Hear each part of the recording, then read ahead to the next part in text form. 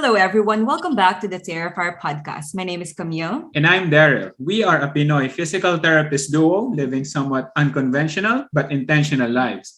We aim to achieve financial independence in a few years, but we make our journey fun so we don't go crazy. In this podcast, we want to learn how Filipinos all over the world in different industries and walk of life earn, spend, save, and invest money to achieve financial independence. Today, we are going to chat with Miss Almira Rabaca on her journey towards financial independence. Hello, Almira. How are you Hi, doing? guys. Thank you! Hello. Nice to be here. Happy to be here. We're so happy to have you. Ikaw ang aming pinakaunang female guest. Oh my gosh. Okay, I'll try my No, best. no pressure. No pressure. No pressure, pero girl. Kaya ko to. You go, girl. So, can you introduce yourself the way you want others to introduce you or the way you want yourself to be known? Okay, so I go by Mira and I'm 31 years old, single income, no kids. That's how they describe in personal finance. Mhm. And then I live in Indiana here in the US. And like Daryl and Camille, I'm also a physical therapist. And I working as a physical therapist. And do you want me to talk? How do I?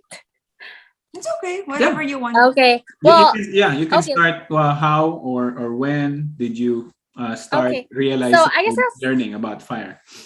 okay. I guess I'll just start with my financial journey. Mhm. Of course, every financial journey starts with like a financial awakening. Is that what they say? Mhm.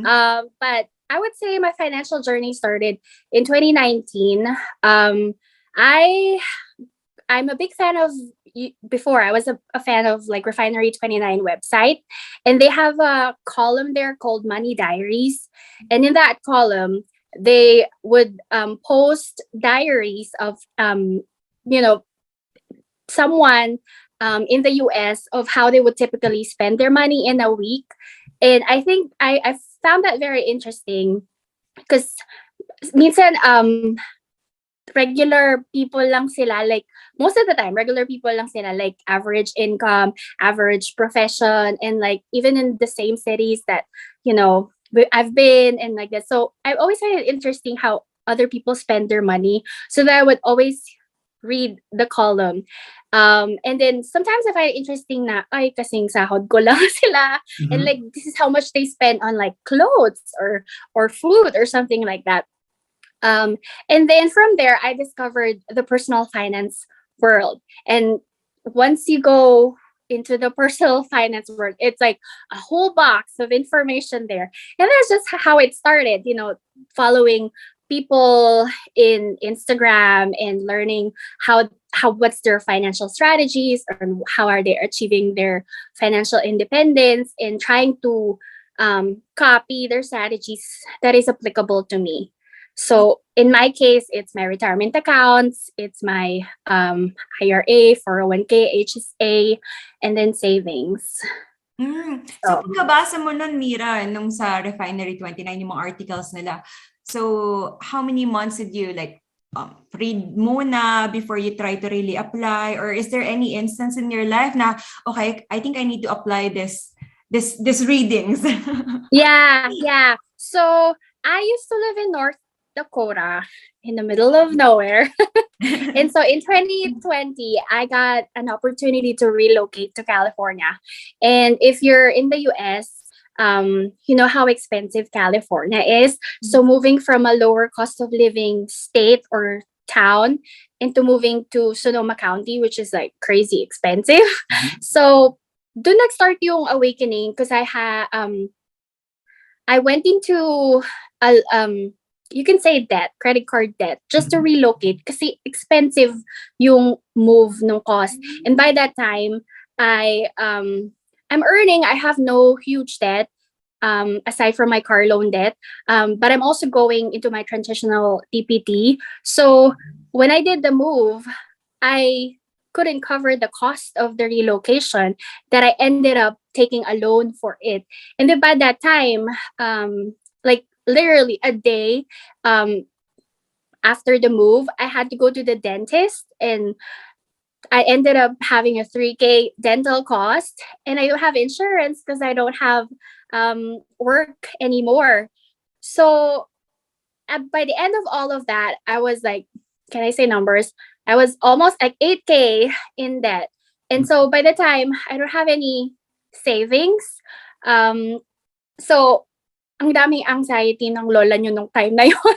Oo nga. Kasi like just to cover everything, and I have to wait for my first paycheck and all that. And it's not that I'm very spendy. You know, you know that feeling where you don't know where your money is going. That's exactly it. And then I realized that time that this can't happen again. Like I have to better handle my money, because if anything happens, it's just me here, and I'm not getting any younger, or like if I become sick or something else, it could be worse. It could be more than 8K. So that's my financial awakening starting that February 2020. I said to myself, you should do better and you should handle your money better. And let's start learning about this. So that's how, I got really, I really took action, like, maxing or doing the contributions, automating everything with the payments. So by that time, ang first goal ko is yung finish yung debt. So I was able to finish the debt by like September of that same year. Wow. So, Good job. so that's good. Kasi pag sa California ka, malaki din ang sahod kahit malaki ang expenses. Ayun So nga, by the actually, time, tanong ko, girl, kaya mo ba gusto lumipat sa Cali? Kasi mas malaki yung offer nila. Kasi to think na no. you need to pay for all the relocation, or you just want to be in Cali. That's why. Yeah. Okay, okay. By that time, I haven't met my boyfriend yet by that time. And so I'm all about just exploring and trying other cities. In California, everybody's in California, and it's always sunny there, and it's pretty. Yeah. It is really pretty. There's lots of fun things to do pre-COVID. But that's why I decided in California. And of course, the rate, you can't turn down the rate. It's higher. So the way I was able to spend is, syempre kahit malaki yung sahod mo, kung hindi ka naman nagka-curb ng spending mo, hindi mo rin siya masisave or maiipon. So that time, talagang track ng budget, like every spending, I gave myself like a certain amount. Like, say I'm only gonna spend this much on groceries this month.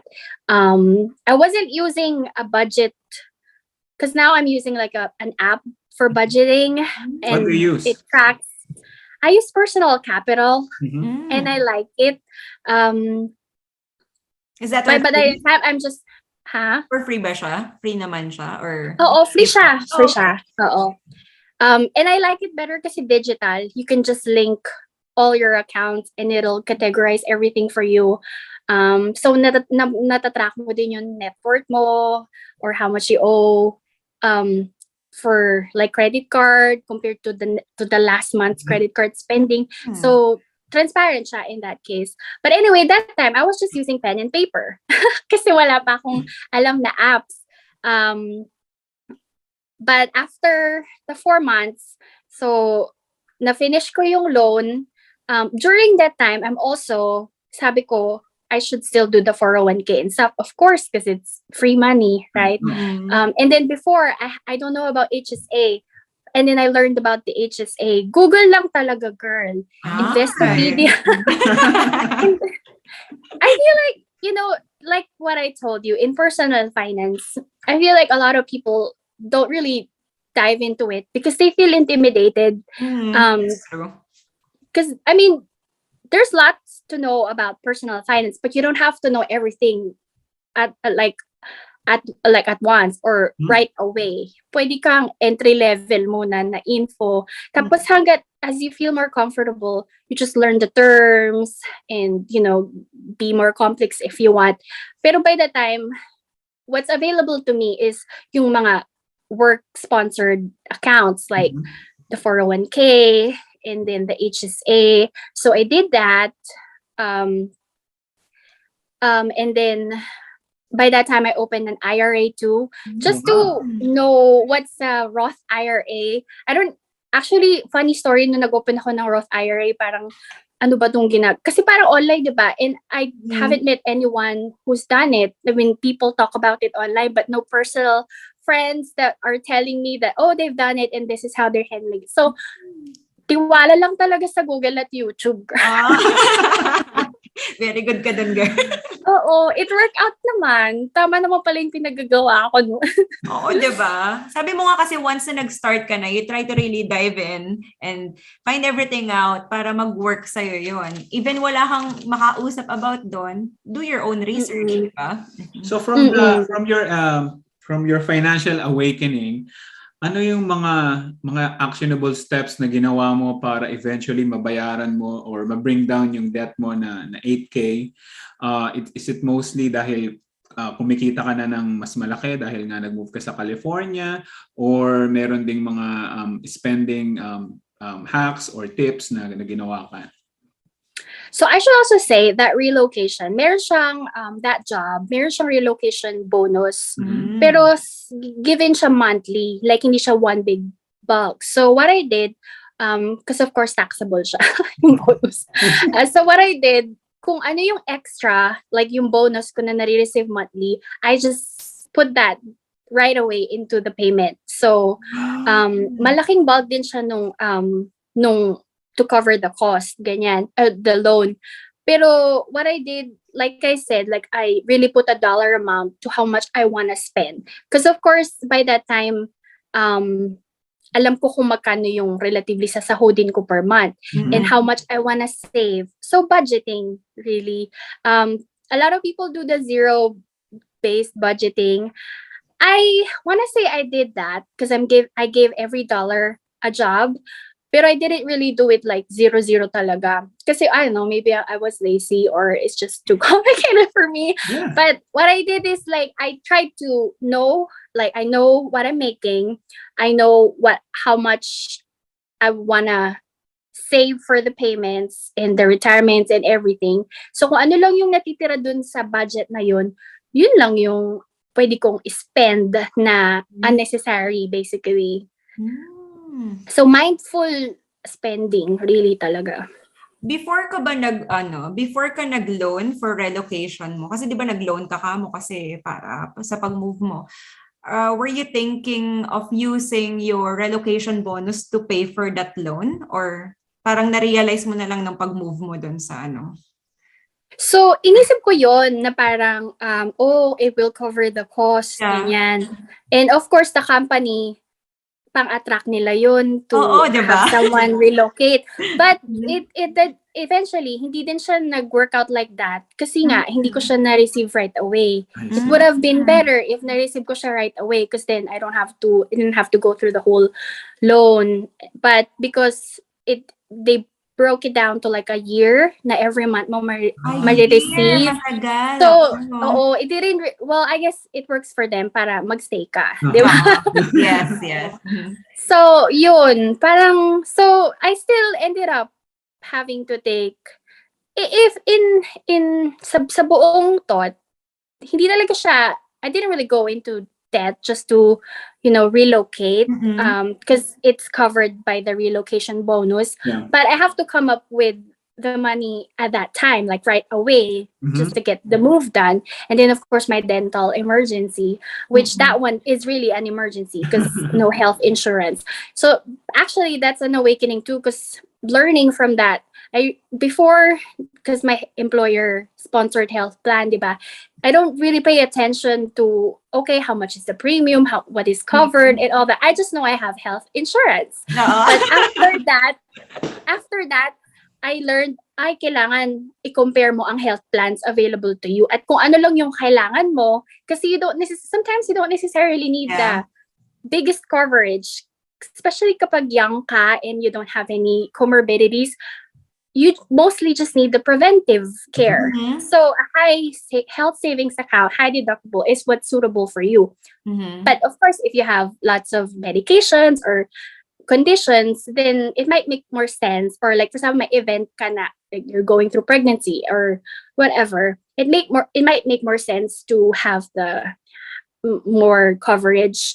So that already is like life planning or financial planning, you can call it, Mhm. involved. So Yeah, kasi yun. mostly pag pinapapili na tayo ng HR ng mga benefits, ng health benefits, dental or vision benefits, dine-default na lang natin, sige, ano bang pinipili nila? O, yan na lang din ako. Oo. Ang binabayaran mo na pala minsan pang buong pamilya na, single ka na. Pero Yes. ever since talaga yung pinakamababa yung binabayaran ko.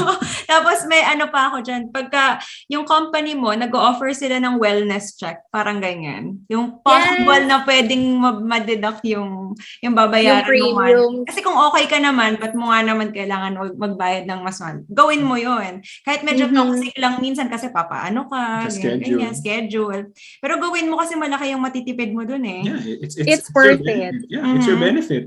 Binabayaran mo Yes. naman din siya. So maganda That's another Mhm. sorry, that's another point is yung employer benefits. Mhm. Before, hindi ko yun masyadong pinapansin. Tapos ever since then, parang okay, ano ba yung, because if you look into a job, it's not just like the hourly rate or the pay rate. You also need to look into the benefits because sometimes the benefits balance like the pay and all that. So, aralin din talaga. Adulting. Hindi na pirma-pirma lang lagi. Kasi wala na nga magsasabi sa atin kung saan tayo pupunta. So, kanya-kanya na tayo ng path natin. Kumbaga, kaya kailangan mag-research. Pero prior to your financial awakening, prior to your move, mas less ba yung income mo or kaka-work mo lang kaya hindi mo na-cover yung expenses mo for the relocation? How did that go? Saka you were saying din a while ago, you're not really spendy. So, tingin mo saan napupunta halos yung ano mo, aside sa mga bills and all? Yeah. You know, I can't really, this is how you know na talagang hindi nagbabudget ang lola before. Kasi I can't tell you where did the money go. The one thing I know is like I'm spending tuition because I'm still doing the transitional DPT course then. And yes, you can say na parang hindi yung rate ko noon as a PT hindi pa ganun kataas kasi parang entry level ka pa lang. But if you think of like how much like my cost of living, I hindi naman ako ganun ka-spendy. I would travel a couple times in a year and hindi din siya budget travel. Maybe that's what it is. Pero that's how you know na hindi talaga mindful ang spending kasi hindi mo ma-track down specific where did your money go. Parang ganon. So, mostly parang nangyari din yan sa amin prior to knowing financial independence. We're very frugal. We barely buy anything. But it seems like pag nagsisave kami ng money, this money is saved for the next big purchase. Right. Baka magpa-Black Friday na. So, kailangan may pera tayo sa Black Friday or something. Like, I guess with me, pagka, dadating na si na mommy, so I'm gonna save. And then, yung ipunin ko, that's what I'm gonna use to buy their tickets. Tapos, pag nandito na sila, yung sweldo ko na PTO, yun yung ibabayad ko dun sa credit card na gagamitin ko when they're here. Alam mo yun, parang, hindi ata budgeting yun. Yeah, I think that's common too. Like, I have friends na, i-swipe lang sa credit card. Enjoy. Ganyan. It's so easy kapag may credit card. Which is, I mean, no shame, right? Like, we all make money mistakes. But if there's a better way that you can prepare that, may peace of mind pag alam mo, the money's already saved up for that. You don't have to worry about it. I think that's what I like most about financial independence movement or, handling your money better is yung financial peace of mind or financial flexibility na lahat ng goals mo in life, ma-achieve mo yan without this anxiety around it na how do I get there? Kung well thought out yung plan mo. Anything in life, kapag well-planned siya, kahit pa may curveballs, di ba? At least you can come up with the next solution.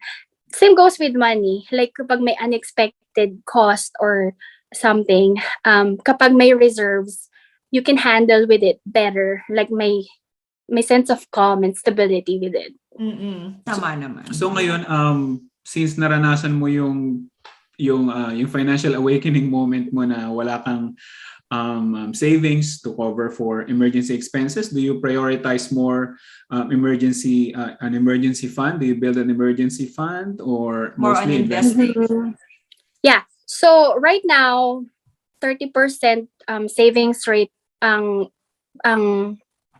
I'm going for 30% Mhm. savings rate. And that's between the savings, like the emergency fund and like the immediate savings. And then that's 10%. And then 20% is retirement. Because I wanna have I'm reaching a threshold goal for retirement so that by compounding, I can have a better compounding by Mhm. time. Mhm. So we're trying to balance between, because I have immediate money goals, like I want to buy a house, I want to have a wedding, so Mhm. mas immediate yun, so you can pool all your money in retirement. Mm-mm. But we're trying to do a 30%. Hopefully, as we try to find more frugal ways or be more mindful about money, we can increase that. But for now, 30% is what's working for me with the savings goal, na hindi naman na-deprive ang self. I think Oo. that's True. important too. It's important in your journey kasi pag nade-deprive ka, most likely you will stop You will this in a just few quit. months. Oo, Yeah. kasi nababurn out Mhm. ka na rin. Parang, this is not worth it kung napapagod ka lang din. So, kung ano yung nag-work sa, if 30% works with you, happy ka naman, mas, ano Mhm. mo yun, mas motivated ka to reach your goal, stick to it. Tapos, over time, pag mas malaki na yung may ipon nyo, Mhm. Mhm. 40, Yeah. 50, no? Hanggang 100 na. Yeah. Oo. Kaya yun. So Yeah. And mostly, then also, um, sorry. ah, Sige, go sige, go ahead. ahead.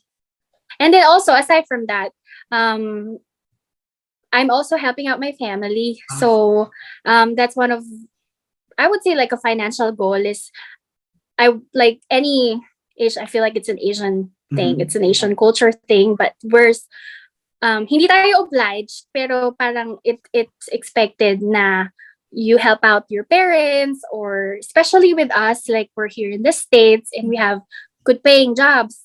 Parang you have to extend that to people in your family. So trying to find balance between saving up for me, for my future self, and then for my family too. Um, Either way, each dollar has a value. Valuable siya compared sa nasispend mo siya out na hindi mo alam kung saan napupunta. Yeah, yun. Nakaka-relate ako sa'yo doon kasi ano din ang difference namin ni Daryl, he doesn't really have to help out his family kasi okay yung family nila. With me, I still have to help my siblings, my sister, para gusto ko, ang inasabi sa akin, kunwari investment ko kayo. Para i-help And ko it na kayo ngayon, is! di ba? Yes, it is. Kasi sabi ko, i-help ko na kayo ngayon. Kasi naman parang forever you'll depend on me, di ba? I want you guys to have a better life. Parang, so naiintindihan ko yan. Parang minsan kasi naisip mo, I'm really spending this much, yung percentage ng sweldo ko is napupunta sa kanila. Pero parang, paano kung in-invest ko yun, di ba? Mas malaki, baka mas malaki pa, mas marami kaming investments or marami kaming mabibiling properties. Pero kasi at the end of the day, it's really fulfilling, fulfilling Yes. feeling na, natulungan mo yung family mo. Parang, actually, noong una, din yung problem ko nung pagpunta ko dito is, the reason why I'm here is I want to help my family. So, talaga lahat bigay. So, ang nangyari is, wala na natira sa atin. Wala na natira sa akin. So, nagka-problem ako sa, tulad mo, yung sa dental problem mo, ako na-aksidente ako. So, sino tutulong sa akin? Parang na-realize ko na I have to help myself first. Kasi how can I help them kung ako, hindi ko kaya yung sarili ko. Parang uutang ako sa ibang tao para matulungan ko yung sarili ko. I don't want that to happen. So parang I have to be financially stable enough so I can help my family. So naiintindihan ko yan kasi parang, ano ba, mas magandang i-invest ko to Pero kasi, family mo yun hindi mo talaga maano It's what you value. Because money is a tool. At the end of the day, it's a tool to, kung ano yung gusto mong i-value. So, ako din, I see money or like saving or handling my finances as like a stewardship. Like we're given this opportunity na to pursue this life here, to have this much wealth and money. So where do I want that opportunity to go, or like how can I be a better steward of that success? Mhm. So you give, like iba ang joy pag nag-give talaga. Oo, 'di ba? Kasi yung bumibili ka ng para sa'yo, yung 'pag Mhm, bumibili ka ng mhm. bagay parang after a while hindi mo naman na siya gusto. Pero 'pag nakikita mo, uy, nagiging successful yung kapatid mo, nagiging okay yung life ng family mo, parang that itself sobrang, Yes. did it. Parang we did it. Hindi lang ako, but we all did it. Parang, Yeah. You guys are winning. Oo, we are- If a part of your family is winning, we're winning in life. everybody's winning. Yeah. Mhm. That's a heart of service, girl. That's Oo. very good. Yeah. Ay, nako. Relate na relate talaga. True. Kasi nga, karamihan naman ng mga friends natin is parang they're only thinking not of themselves lang, syempre. Siguro they also help their family. Pero, There's no responsibility. oo, walang ganong responsibility na, katulad ng nasabi mo, hindi naman talaga nag-ask yung family natin to help them out eh. Gusto lang talaga natin silang tulungan kasi nga, Mhm. mas okay yung kita natin dito. Masarap sa Kaya pakiramdam. mo ba? Oo. Ganon. Yes. Yes. Masarap sa pakiramdam. Tama yan. Mhm. So do you take that into account? Kunyari, nagbabudget ka. Is it part of your budget? Is that part of your 30% na savings rate? Or is that a part of an item on your expenses when you help out your family?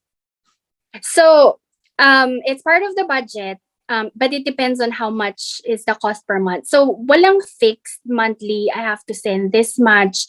It just depends on kung ano pangangailangan by the time. Like sometimes, mas malaki yung need, ganyan. So, or may extra money, ganyan. So, I can give more, like holidays, for example.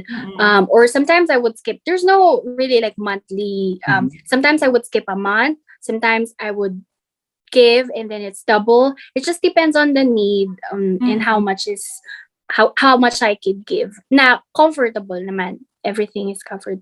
Ito, But it's in the budget. Gumagawa ka ba ng ganito? Do you set up an emergency fund for your family? I haven't, but I should. That's actually what she's doing right That's now. what I'm doing. Parang instead of kasi with us, Daryl can save an emergency fund for the both of us kasi hindi naman kami magasto. So we don't really need it.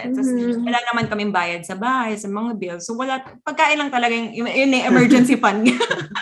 Pero like ako, nagsisave din ako. Parang may emergency fund ako for my family in case na something happened. Let's say one time last year, biglang nagka-COVID ang daddy ko.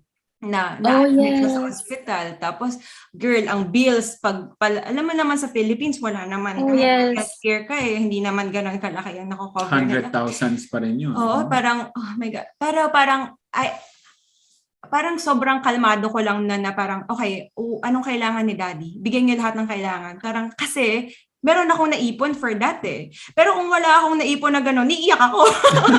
Oh my God. Saan ko kukunin yan? At saka ang ano ko kasi, kahit anong sa family ko, I never ask Daryl for help. Parang, panong nagkinasal kami, ako bahala sa family ko. I will never ask you for anything. Tapos ang gusto ko rin kay Daryl is he never asked me to stop helping my family. Parang he just supports me. Parang laging sasabi niya sa akin, kaya ko tayong dalawa. And I will never stop you from supporting your family. Which is parang, pero anyway, what's up? Talaga namang Mr. Sweetheart. Oh, diba? Pero yun nga din yung nagustuhan ko sa kanya. Kasi alam mo yung pag-ibang guys, kasi parang, why are you still helping your family? Dapat you're helping our life. Yeah. Kasi ito na yung gasal tayo. Dapat sa atin lang muna. Parang ganun kasi yung thinking ng iba. Though hindi ko nalalahat. Pero, ganon usually. Pero like yun nga yung nangyari sa dad kong yun, parang never akong, what do you need? I will send it right away. Kasi meron akong naipon. Pero what if wala akong naipon that time? I don't know what's gonna happen. It's a very cool. Na parang actually, tinitreat niya na parang investment account or emergency fund na talagang monthly, mapupuno yung account para kung sakaling may dumating, Yeah, she can handle it. Actually, Hindi niya kailangang hintayin yung paycheck niya na kailangan kong mag-credit card muna para Ay, mabayaran. meron pa palang isa. Ang dami ng shinare. Oh, I like it. I'm learning. Meron pa isa, girl. Kasi katulad mo, parang nag-help ako na sana magpatayo ng bahay. Kaso, nag-iipon ako para makatulong ako sa kanila magpatayo ng bahay. Alam mo naman mga OFW, gusto natin tulungan yung parents natin. Magpapatayuan ko kayo ng Third bahay. floor. Gaano kalaki? May swimming pool, gano'n. Pero nag-iipon ako that time. Kaso ang nangyari, sabi ko by the end of the year we can buy a house. Kaso ang nangyari, my sister, she wants to study sa Canada kasi dun sa course niya medyo she's not physical therapist. So medyo mahirap bang enter sa US or sa Canada. So she needs to study first bago siya maka-work doon. So parang siya, ate, pwede ba akong ano? So parang how can you say no, 'di ba? So, you have to stop saving for the house na, sabi ko, konti na lang, matatapos ko na to. So, okay na, diba? Okay na yung pagtulong mo. So, it will never stop. It will never stop. So, tigil yung house, bebe fund muna yung sister fund ko muna. So, maganda na may nasave ako. Kasi nung nagsabing sister ko, okay, what do we need? Kasi mayroon akong nasave. So, yun ang emergency fund ko. It's actually a good idea. Yeah, I will do that too. Gusto ko yan kasi, alam mo, fear ko din yan na what if something happens and I don't have, it's both. Like, if ako ang may sakit or sila ang may sakit and may kailangan at walang na-reserve, parang ganon. So, yeah, I will do that. I'm learning. Oo, kahit konti-konti lang kada buwan. Maganda yung parang Mira, may ganito, tapos palang life and death situation na, parang 'di ba? Tsaka kasi parang ayoko din nang nagno-no minsan. Oh, diba? Kasi my parents don't ask for extra. Like, kung ano lang talaga yung kailangan. So, I know when they ask, they really need it. Or talagang, so, any opportunity, of course, magbigay. Babalik din yun. Kasi katulad nga ng sabi mo kanina, no? Malayo din kasi, well, actually sa conversation natin before tayo nag-record, iba kasi yung, parang yun na lang din kasi yung way natin na ma-show sa kanila yung love natin. Because we're very far from them. Iyak na. Yes! To be with them, to hug them, and to let them know that you care for them. Kaso how? You're very far. Parang walang physical, So, parang yun na lang yung kaya natin ipakita, yung support. Ay, iyak na tayong dalawa. Ayan na naman. Yes, girl. Yan din ang isa sa mga financial whys. Like what's your why? Why are you're pursuing FIRE? Is you want to take care of your parents because we have aging parents. If you think about kung ilang taon na lang. I mean, that's brutal to say. But if you think about like the value of your time and their time, like how much do you, like, is there a dollar amount to like the value? So just give lang. I get you. We're not gonna Parang bakit mo titipirin, diba? Kasi hindi mo naman mababalik. Ay, nako, iyak na naman. Hindi mo mababalik yung binibigay mo sa kanila, kikitain mo rin yun eh. Yun nga yung dilemma minsan, parang dapat mas nag-iipon ka pa to invest. Parang when you stop para unahin muna na mag-emergency fund ka muna, na hindi mo na magpadala, ayan na, umiyak ko kasi. Yan yung struggle lang sandwich generation is what they call it. But, yeah, like with any thing in life or money na napaplan din naman siya. I mean, things will happen pero if, may plan ka, at least you can deal with it or may action na para hindi ka maloka. Yeah. Kaya naman natin, 'di ba? Yung nga kasing energy natin, mas marami tayong energy compared sa parents natin. At saka maganda na naka-surround ba siya yung value na yun, yung goal na yun sa YFI mo. Kasi yung values mo is na ipapasok mo na nadadirect mo yung life energy mo na kailangan kong tumulong. So first priority siya. Kaya maganda na alam mo na this is my OFI, kaya ako pumunta rito. I want their life to be better. I want to help them. Kung umaangat ako, gusto ko kasama ko silang anak. Oo. Yes. On point. Yep, exactly. I like that. Angat tayo Umaangat lahat, ako, di ba? umaangat din sila. Oo, hindi pwedeng iwanan. Yes. I'm proud of you, girl. Girl, proud ako sa'yo. Nag-iiyakan pa, i-record. Oo nga. Ano na? So do you have specific strategies that you do right now? Na, I don't know, nasa California ka pa rin ba? O... So, nasa Indiana na ako. So, Okay. medyo relatively friendly siya sa tax and everything. Is that part of the I reason mean, why you moved? Yes. Sa heart. Talk- Trust. Yeah, so we moved to California pre-COVID. At Okay. maganda naman talaga ang California at maraming opportunities. At wag niyo ko i-cancel kung nasa California kayo tapos you enjoy there. We enjoyed our time there. But we decided for what we want out of life and pursuing fire, it would make sense for us to move out of California. Like our money will go a long way, our quality of life for what we want. Other people, of course, they have their own goals and Okay. it's very personal. But for us, we wanted to move out of California so we can get ahead better with our goals, buy a house, start a family, those dreams. So yeah, here mas affordable ang cost of living, job opportunities the same. And then strategies with how I reach fire. Right now, I'm just trying my best in budget to max out what I can max. And then, like I said, save up for my immediate goals using a high yield savings account. And then, ano pa bang ginagawa ko? I think that's it. No really magic. Because I think in personal finance, there's really no like trick on how to do things. You just have to be consistent and like stick with your plan and know your goals. Kailangan talaga may concrete goal ka in mind, even if it's a number or a percentage. Kasi if you're just shooting out, oh, I want to achieve this, like any smart goals, diba? Kung walang time, kung walang concrete action plan, parang it would seem impossible. So for example, for me, we want to buy a house by the end of the year. So talagang every competitive ang housing market. So we have to put this certain amount every month. By this month, kailangan may ganito na para if a house pops up, we're ready to put an offer. Or, if we want to buy something na medyo fixer-upper, we can handle the cost and all that. Basically, anything with finance, pag talagang may reserves, may financial flexibility ka. You can bounce right away pag dumating yung opportunity. Yeah, Scott Trench coined that. I don't know if he coined that, but he said in one of the podcasts in Bigger Pockets that financial flexibility or being in a financial position that you can,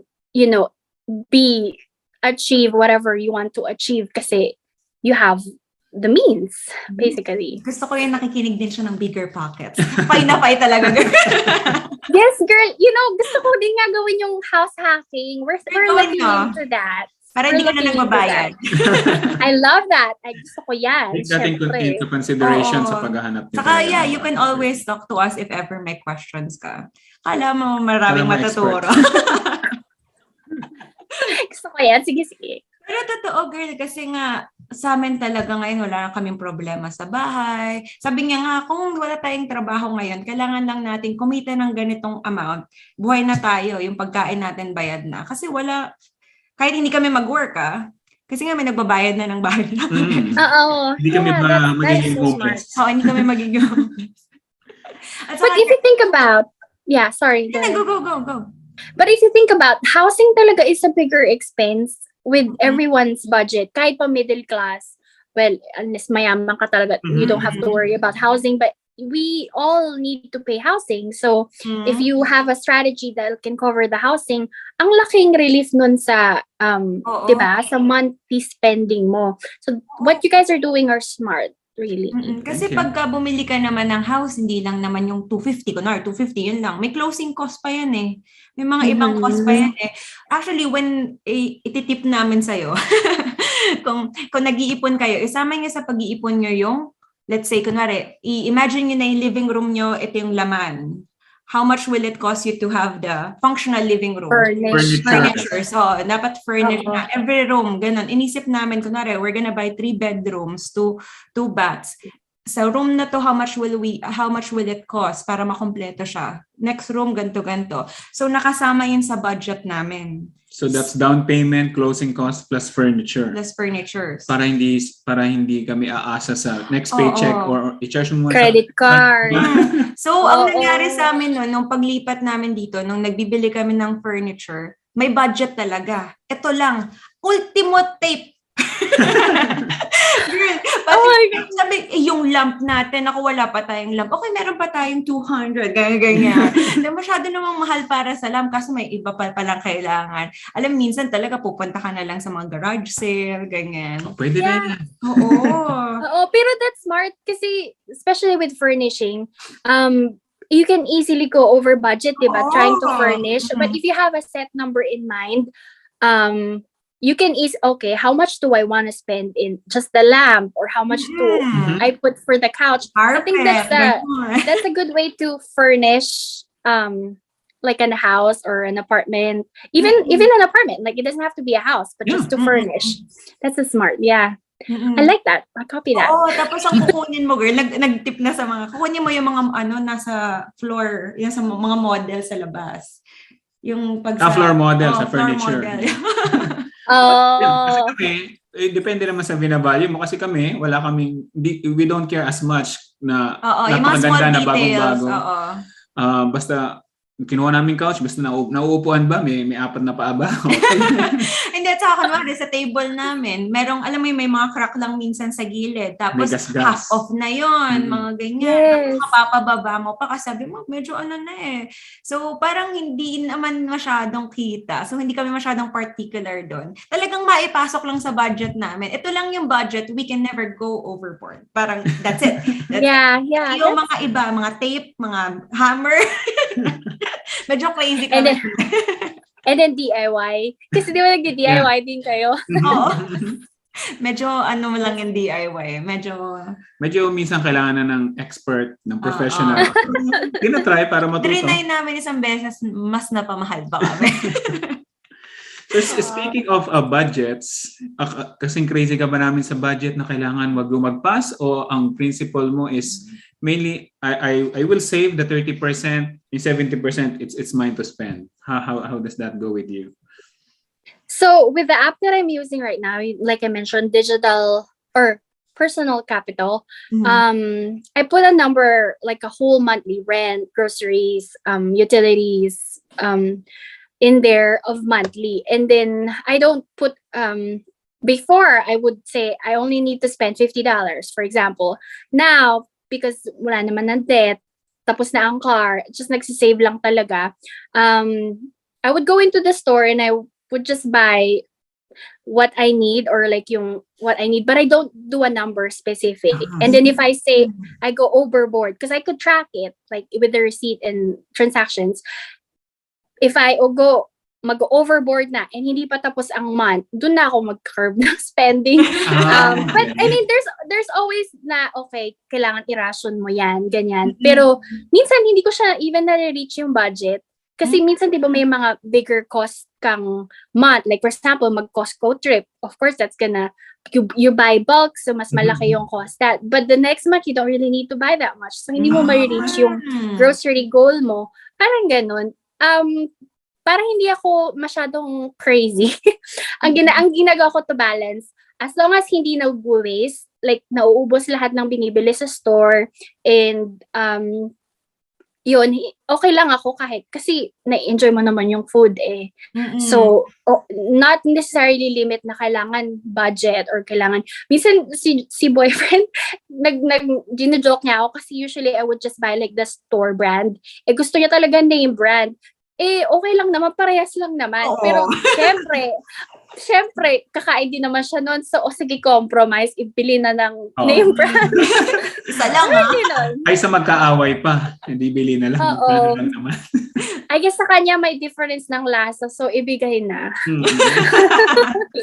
Pero tama ka nga kasi kung masyado kang maging obsessed sa monthly budget mo and it turns out like what you said, mas malaki ang expense mo kunwari in February, pero kasi gagamitin mo naman yun for 3 months. So less yung March at April. As long as it evens out for the rest of the year, it doesn't really matter. Yeah, kaysa ma-anxious ka pa, oh my God, we're $20 excess sa February budget natin. We're never gonna get there. Medyo kami nung una, girl. Ganyan din ako nung una nung nagbabayad ako ng loan ko kasi nga I cannot afford, accounted na yung sahod ko, hindi ko pa siya nasasahod kasi I'm paying off the loan. Pero ngayon medyo okay na. Oo, medyo okay na. Balance. Minsan nag-crazy over budget pero tipid-tipid next month. No. Katulad ng January, mayroong maraming unexpected expense and maintenance ng car. So, dami talaga expense ng January. Pero ngayong February, so far, within budget, marami pang natitira sa budget for the month. So hopefully by March, may leftovers na mapunta sa next month. So balance, I think balance is the key. It is. So yung partner mo ba, on board din siya sa financial independence o nakikipay ba? Yeah, so na-encourage ko siya actually. Sabi niya, before me, wala siyang Roth IRA, tapos hindi niya tinatrack yung HSA niya, tapos hindi niya alam magkano yung net worth niya. Tapos hanggang sa slowly na-introduce ko, perceptive naman siya, which is nice. And it's important to, syempre, di ba, if you're partners, you have to be agreeable with money and all that. So, na-appreciate ko yun sa kanya. On board din siya. May sarili siyang goals for now because we're not yet married. Pero we are on the same page. We value the same thing. So, when it comes to that, I think we're doing good. That's good. Oo. Kasi mostly sa mga napapakinggan kong mga financial independence podcast, sinasabi ng mga guests is that the number one most important life hack na magagawa mo is your spouse or your partner is also on board sa financial independence. Kasi yes. It will be a point of contention at some point. If one is spending and the other one is saving, there's gonna be resentment and all that. Swerte kami kasi wala siyang student loan debt. Like a lot of Americans. So that's a plus. And hindi rin siya magastos. Ako yung spender, actually. Pero hindi ko pa ganun ka-spendy, pero ikaw pa yung spender. Paano na wala na siyang binili? Typical guy, di ba? Pag ang guys, minsan talaga parang masaya na sila sa 3 t-shirt or, alam mo yun, simple, minimalist, ganyan. Ganon din siya. Hindi siya masyadong spendy. Unless, of course, yung name brand na gusto niya, kailangan talaga. Gusto niya siguro, yung quality. Oo. Kahit dalawa lang, basta quality. Maganda naman. So, bilihan mo na girl sa Costco. And then also, katulad din siya ni Daryl, like yung family, okay siya which is, I appreciate so much. Oo, kasi I value that. So, he values that too. So, that's nice. Ay, Gora na. Kailan ba, sendan mo kami invitation. Oh my God. Nagpa-invite ka pa. Nagpa-invite pa. Nagdag pa sa pakainin. Yes. Ay na nga sila, nagpa-invite ka pa. Magdadala na kami ng sariling food. So right now, na natatrack mo na yung spending, you know your goals, are there still challenges that you're facing or your family is facing while in this journey? If yes, I guess just like everyone on the journey, finding balance, because it's a discipline. So finding the balance between enjoying your life now and then taking care of your future self and your goals, it's always consistent effort and discipline talaga. When it comes to financial journey, kasi it wouldn't come natural to you. I don't know about other people, but to me, at least, hindi siya natural to save. Like, I have to automate and really be mindful. Kailangan yung desire ko to reach this goal is stronger than, this desire to spend now, parang ganon. So I have to keep reminding myself, this is your goal, and kailangan ma-achieve mo yung goal na yan, while also not, depriving yourself of the things you want right now. That's, I would say, like, the constant struggle. The balance. Yeah. Pero maganda kasi narinig ko sa kanya, ino-automate niya na rin lahat. So medyo less brain power. Less willpower. Yes. Brain power and willpower. Yes. Even investment, like ino-automate deduct para hindi ko na yan. Kasi pag wala na sa bank, hindi ko na yan ika-count as my money. Do you have other accounts, taxable accounts, or mainly retirement accounts and company-sponsored accounts? 401k, HSA, Roth IRA. That's my 3. I don't have a taxable yet. And I don't have bit or like crypto yet. Sendan kaya namin ng link para sa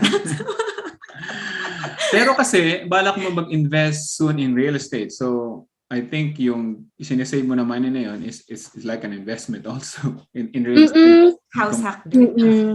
Yeah, oo. We're thinking about that. Kasi eventually, gusto namin, ako at least, ewan ko about him yet. But in the next 10 or 15 years, gusto mo like work optional because retire early, right? So we wanna reach that certain threshold para if we want, we could do part-time work, or like take a lower paying job para hindi ganun ka-stressful.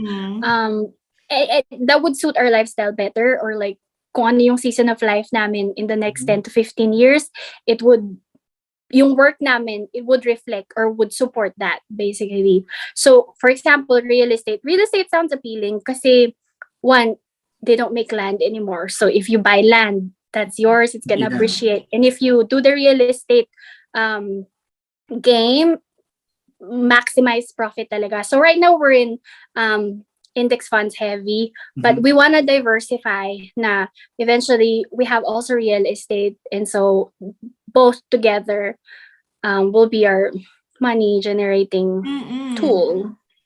Actually, meron kaming guest din na si Benjo. He talks about real estate, kung paano niya na-build ang kanyang empire.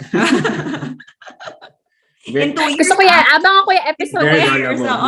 Dami din namin natutunan. Yeah. So is that how you see yourself if once you achieve financial independence? How do you see yourself and also your family, because your family is very important to you in the future? What would that look like for Mira? For my financial future? Yes. Yeah. If like you achieve 10 to 15 years from once now. you achieve financial independence, how would that look like for you and your family? So, like I said, gusto ko by that time, well, I hope my financial flexibility. I like being a therapist, so I'm probably still gonna work, but at least I'm not tied up with I have to do a 40-hour. If I chose not to, or if, like, for example, by the time if I have little kids, hopefully I'll be blessed, I can spend time with family, or like go home to my parents. I can go home more often, as they age, I get to see them more often. Lots of financial goals, and for sure once I have more, like I have my kids or I have a house, mas maraming financial goals to achieve that will open up as I move to the next season of life. So whatever would work best to balance, retirement, savings, kids, house. That'll be what my future would be. But definitely still gonna save, still gonna budget. Nothing's gonna change kasi yun na yung naging natin, mindset yun na yung training natin na save, invest. Kaya yung mga naririnig ko nga rin, nababasa ko rin ng mga financial independence blogs and stories, is that when they reach their fine number, it's just like nothing happened. Extraordinary. Yesterday is the same as today. Yes. It's a mindset, really. Mindset talaga siya na, you love your future self as much as you love your present self now. Parang ganun. Very well said. So, Mira, what is one piece of advice that you will give a new immigrant na kakarating lang dito sa US? Kung kunwari ikaw nun, kakarating mo lang, ano sana yung narinig mo from other person na advice? Yeah. So, of course, save, but I'm assuming if they come here with the work, get to know your work benefits and what's applicable to you, what's offered to you at work, because that's where you start. Really, if you maximize your work benefits, savings, how much you're making, that's gonna help you get ahead. And it's you don't look at it as money, but it is money, the benefits. So if you study your work benefits, I guess that's what I would suggest them to do. Yeah, And because of course, save. yeah, Yeah. that's part of the your package. That's part of Oo. your Yeah. pay actually. Kasi Kaya sa totoo lang, nung ako din nun, nung pipirma ako, magkano ba sweldo? that's it. And that's it. Oo. Basta Basta na-receive pa makarating yan. lang. At saka baka basta Yeah. lang ba makarating dito, okay na. Yeah, and then you'd be surprised yung iba minsan hindi nagsa-start right away ng 401k. Mm-mm. Because it understandable. It's all new and foreign to you. Like you haven't heard that term before. And pag sa HR naman, kahit magtanong ka, minsan hindi naman open lahat mag-answer. And you don't even know what to ask sometimes. Mhm. Mm-mm. So communicate with your HR, know your benefits, start your 401k, of course. Those are the new immigrant. Nung na-expose ka sa mga term na 401k and all the other retirement accounts, did you ask the HR? Did you Google that? How did you go about the research na sige na maglagay na ako? When I started in 2017, yung HR person ko noon, helpful siya. She just told me it's a retirement account. Okay. It's very different from the retirement account in the Philippines because pension-based pa ata tayo still sa Philippines. Yes. Now it's the fund, right? It goes with you. So sabi lang niya, you can just start with a match. And by that time, I just did the match because she said it's free money. But I didn't know that I could increase my contribution depending on how much I want to. Mhm. I just learned it over time, trying to learn what is a 401k, what are the types of funds, what is a Roth. Mga ginugol mo Eh, at saka ni YouTube. Oo, Google talaga, girl. Investopedia.com. Highly recommended. Andun lahat. I swear, lahat na. Because someone asked me before, what's a Roth IRA? How do I learn more about it? Anything you want to know about personal finance, it's either on Google, Investopedia, lots of blogs, and YouTube. Mm-mm. And don't get intimidated kasi you don't have to learn it right away, like all of it right away. Just start with the very basics.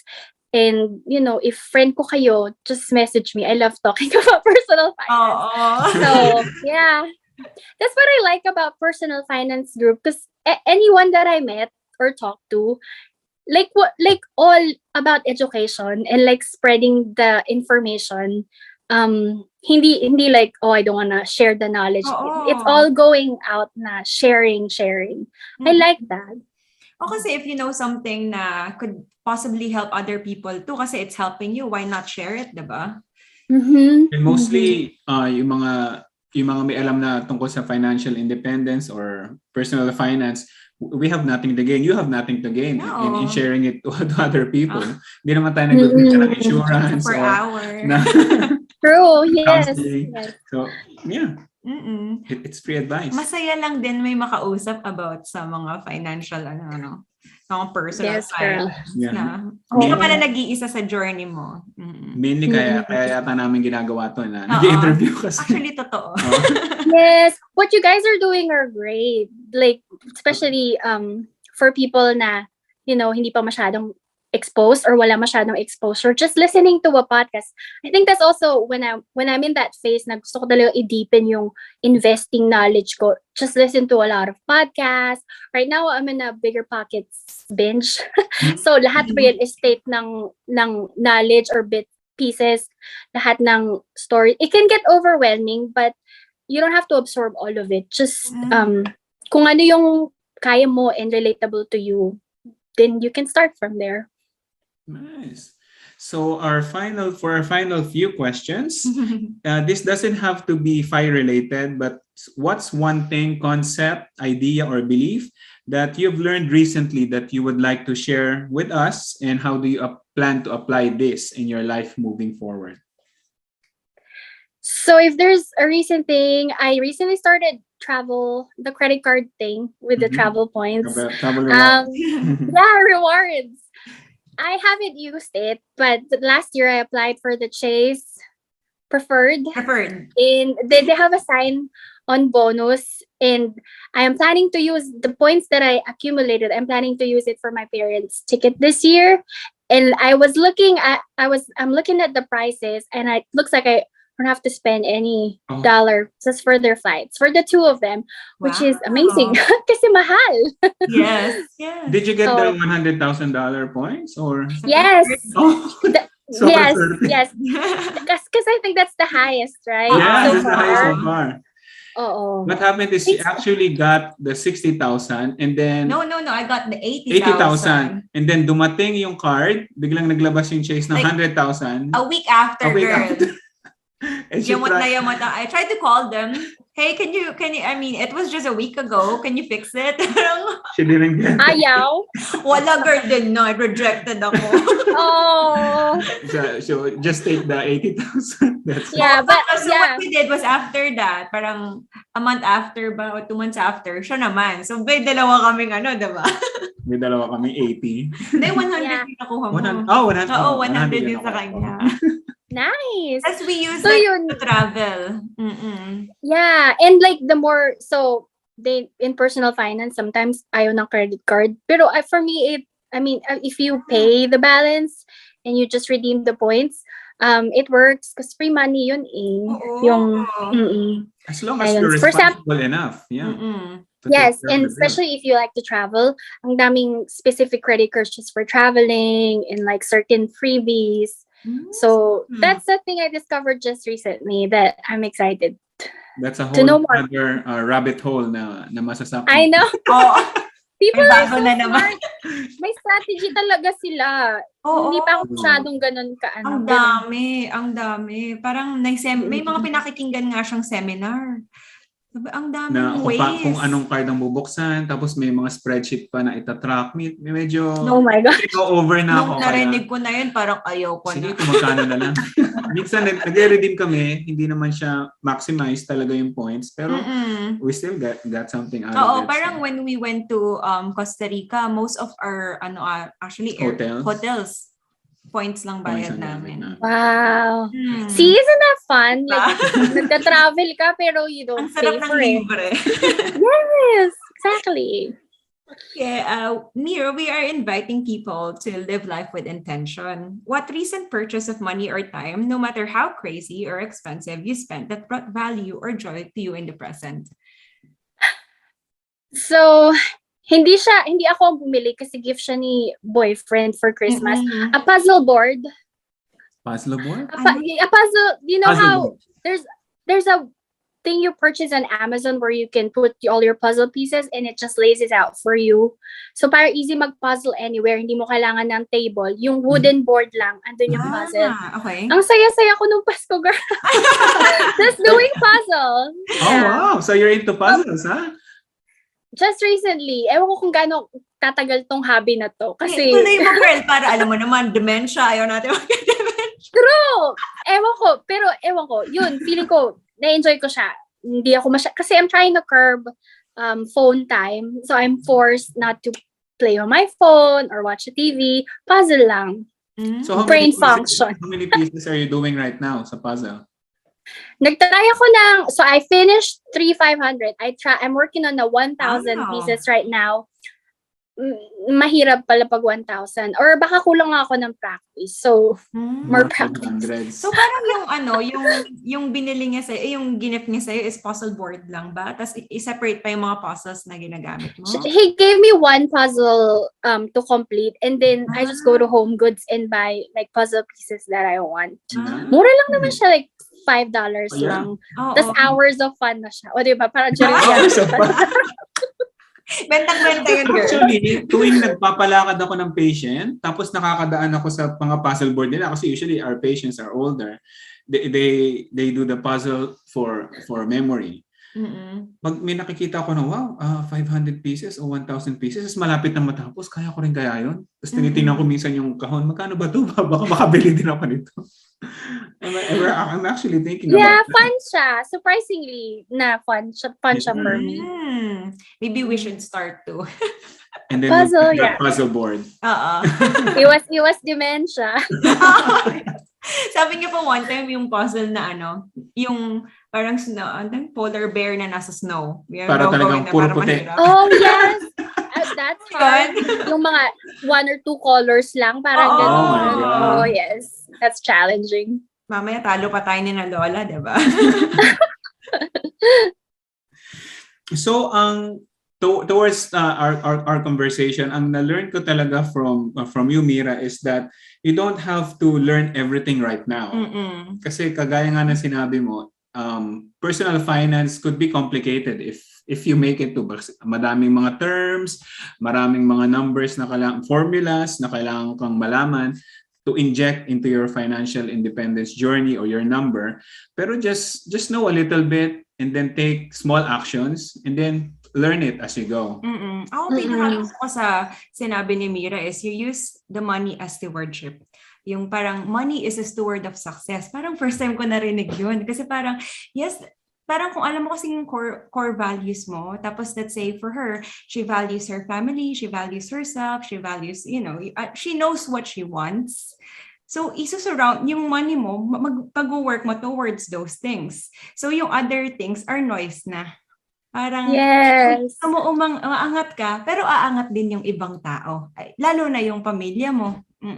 So gusto ko rin yung sinashare niya talaga sa friends niya yung mga yung mga natututunan niya, hindi niya sinasarili. Actually, kaya nga din nalaman ko na nagpa-FI ka.